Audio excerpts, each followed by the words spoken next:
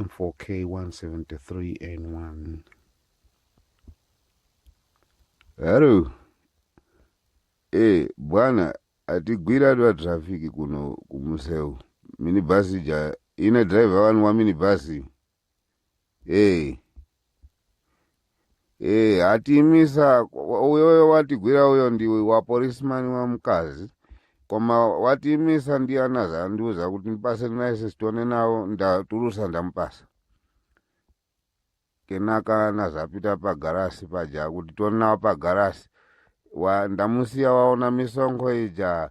Kenaka wazabwereraso wazapita pamira wamba kuchosa ziphuphu mwina zitatu oro 4 ine kumangomuyang'ana to mapasenjera aso anali kudabwa kuti kodi uyu usanakhale ndi nthawi kunyumba kwake kuti achosa ziphuphu.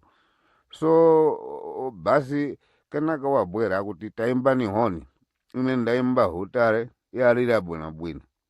Kenaka akundiuza akuzungulira galimoto ija akuyang'ana matayara akuti galimoto yanu taipeza ndi mulandu uwu ndi wa matayara ena ndi a Bridgestone ena a Firestone zikutheka bwanji.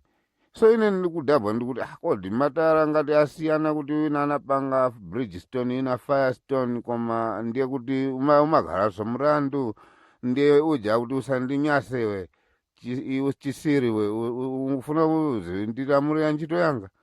Kenaka wabwera pa windo langa akundiuza kuti tayikani nyimbo wireless. Ine ndikuti galimoto inabwera yopanda nyimbo tui akuti umenewo ndi mulandu mapasenjara timafuna kuti azimvera nyimbo.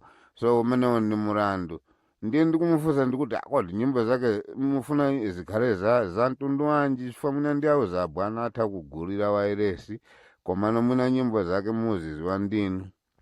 Ndiye ina kunena ija amati tamanyana tichezenge waka tamanyana.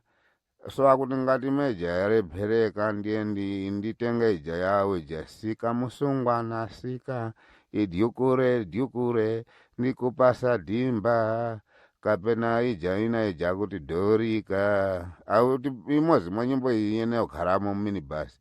Ndiye sapano mulandu wina umene wandipeza nawo ndiwo kuti mpando wina panalibe munthu akuti munthu wanali apa wapita kuti. Ine ndikuti iyi galimoto minibus sinazaze akuti umenewonso ndi mulandu ndiye bwana apa tapereka 25,000 kuti tiduse koma munthu wake ndovuta tu.